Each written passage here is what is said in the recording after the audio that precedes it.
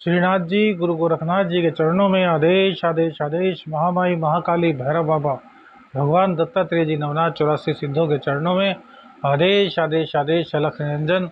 हर हर महादेव। आज बात करते हैं 13 जून मंगलवार दशमी तिथि।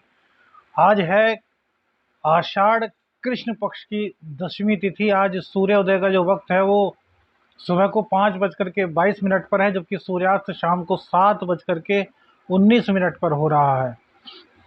विक्रमी संवत 2080 में अभिजीत मुहूर्त का समय सुबह को 11:53 से 12:48 दोपहर तक रहने वाला है। राहु काल 3:50 से शाम को 5:34 तक रहेगा और दिशा शूल आज उत्तर की रहेगी। बात करते हैं कन्या राशि की। तो देखिए, कन्या राशि के लिए आज का समय हम अच्छा मान रहे हैं, क्योंकि आज जो है चंद्रदेव रेवती नक्षत्र से गोचर कर रहे हैं और गुरु की राशि में है, और रेवती नक्षत्र बुध का है। अब मंगल देव भी बुध के नक्षत्र से ही गोचर कर रहे हैं, तो पंचम नवम का संबंध मंगल और चंद्रदेव से बन रहा है। चंद्रदेव जिसके कारक हैं, वहाँ से मंगलदेव 5वें स्थान पर बैठे हैं, जबकि बुध देव 9वें भाव में है। तो ये बहुत ही भाग्योदय करने वाला वक्त होता है। इस वक्त दो चीज़ें सबसे ज़्यादा अहम होने वाली हैं। एक चीज़ तो है आपका व्यापार। आपका व्यापार काफ़ी अच्छा चलने वाला है। आपके सामने व्यापार से संबंधित कोई भी दिक्कत अगर आ रही थी तो वह दिक्कत अब दूर होने वाली है। दूसरी चीज़ होती है इनकम। अब भैया व्यापार अच्छा चलेगा तो इनकम भी होगी, तो इसलिए दोनों चीज़ों में आपको लाभ दिखाई दे रहा है। अर्थात चंद्रदेव के कारण आपको पूर्ण रूप से इनकम का लाभ मिल रहा है। अब वहीं राहु देवता की बात की जाए, गुरु की बात की जाए, क्योंकि दोनों एक दूसरे के साथ युति में बैठे हुए हैं अष्टम स्थान में, और चंद्रदेव राशि के हिसाब से सप्तम स्थान में होंगे। तो सप्तम स्थान से यदि देखा जाए, जहाँ पर कि बृहस्पति और राहु बैठे हैं, वो है द्वितीय स्थान। तो सप्तम का सुख क्या होता है भैया? दाम्पत्य, यानी कि वंश को बढ़ाने वाला। तो वंश को बढ़ाने का जो सुख होता है वो भी कन्या राशि वालों को आज प्राप्त हो रहा है। अर्थात संतान उत्पत्ति के लिए आज बहुत अच्छा समय कहा जा सकता है। पति पत्नी से सुख प्राप्त करने के लिए आज का समय बहुत अच्छा कहा जा सकता है। पति का सम्मान करें तो व्यापार आपका बहुत ज़्यादा चलेगा।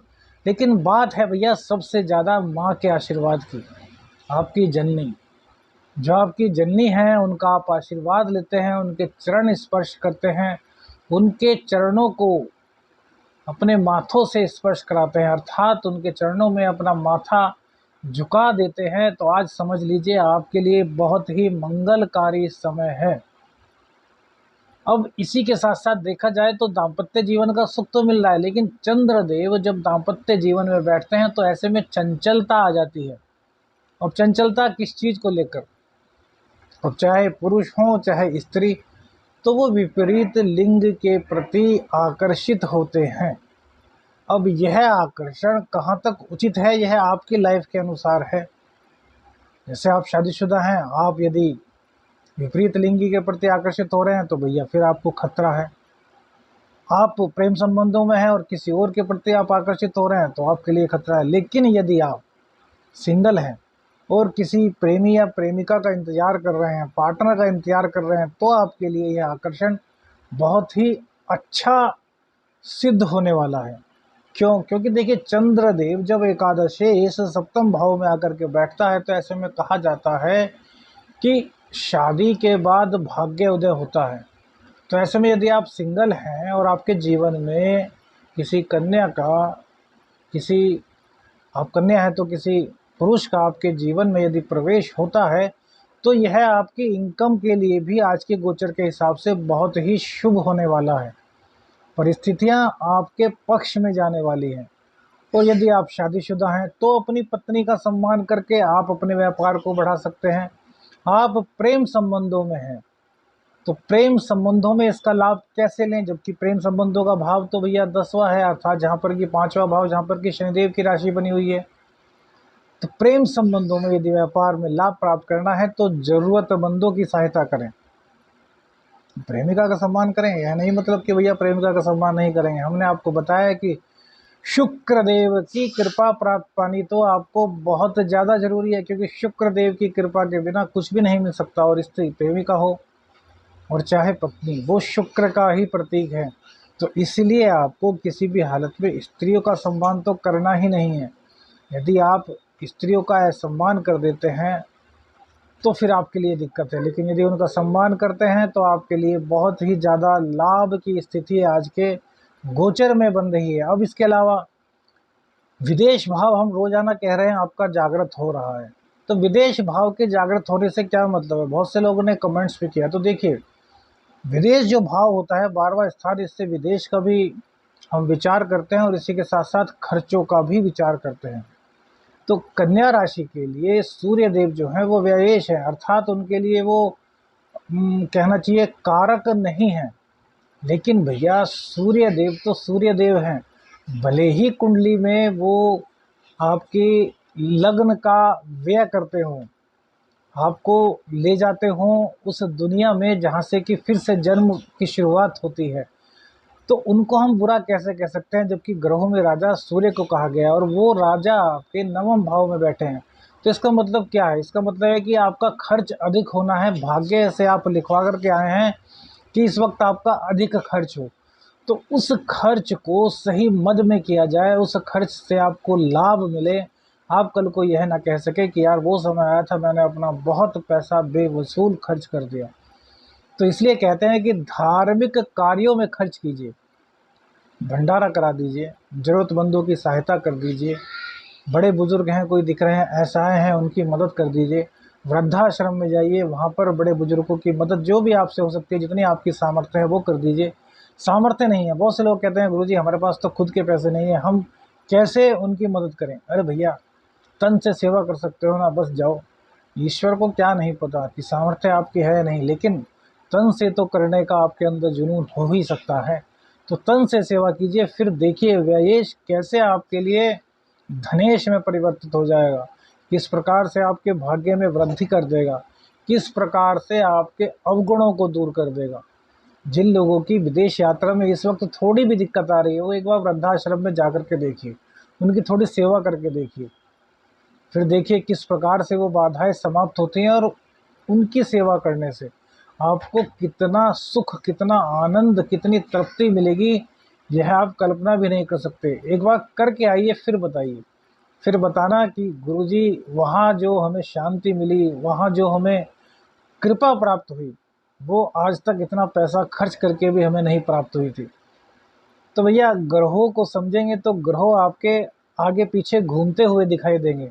अब आगे पीछे घूमने का मतलब यही नहीं है कि आप उनको गुलाम कर लेंगे, इसका मतलब है कि वो दिखाई देंगे आपको कि आपसे क्या करवाना चाहते हैं, आपको फील होगा। आपको किसी ज्योतिषी के पास जाने की आवश्यकता नहीं पड़ेगी, सभी ग्रह आपके आसपास हैं।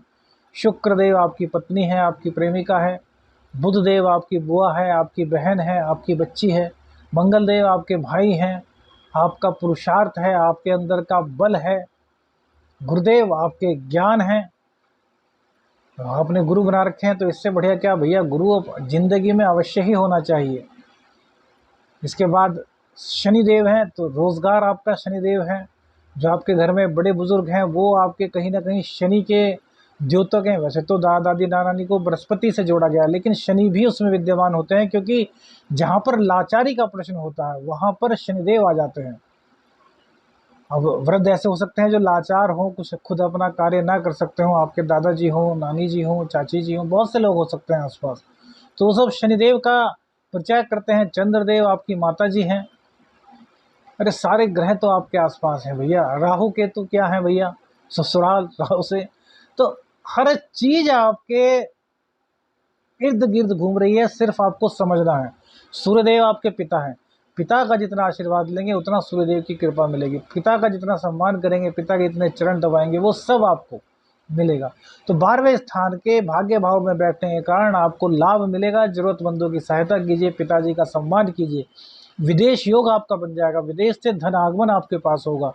कुल मिलाकर के सूर्य देव की कृपा से आपको सब कुछ मिल रहा है। प्रेम संबंध भी आपका अच्छा हो रहा है। देखिए हमने कहा था ना कि अब जो सेनापति हैं वो युवराज के घर में आ गए, तो फिर कैसे प्रेम संबंधों में दिक्कत हो सकती है। अभी पिछले 2-3 महीनों में अगर किसी का कोई प्रेमी छोड़ करके गया हो, प्रेमिका छोड़ कर गई हो, तो अब वो 30 तारीख तक आने की पूरी उम्मीद है, आपसे माफ़ी भी मांगेगा। वो वीडियो देखिए, हमने बहुत अच्छी तरीके से उसमें समझाया कि रूठा हुआ प्यार किस प्रकार से माफ़ी मांगेगा, गिड़गिड़ाता हुआ वापस आएगा। तो ये सब चीज़ें आपके जीवन में होंगी। चंद्रदेव की कृपा आपको मिल रही है क्योंकि एकादशी सप्तम भाव में बैठ रहे हैं।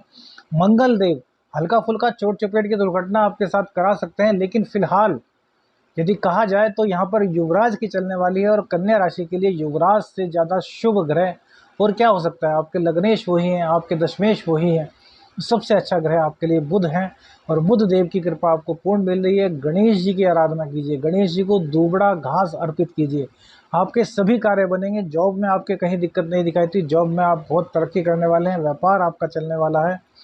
हर तरीके से आपके लिए बहुत ही शुभ राशिफल आज का निकल के आ रहा है। आदेश आदेश, अलख निरंजन, हर हर महादेव।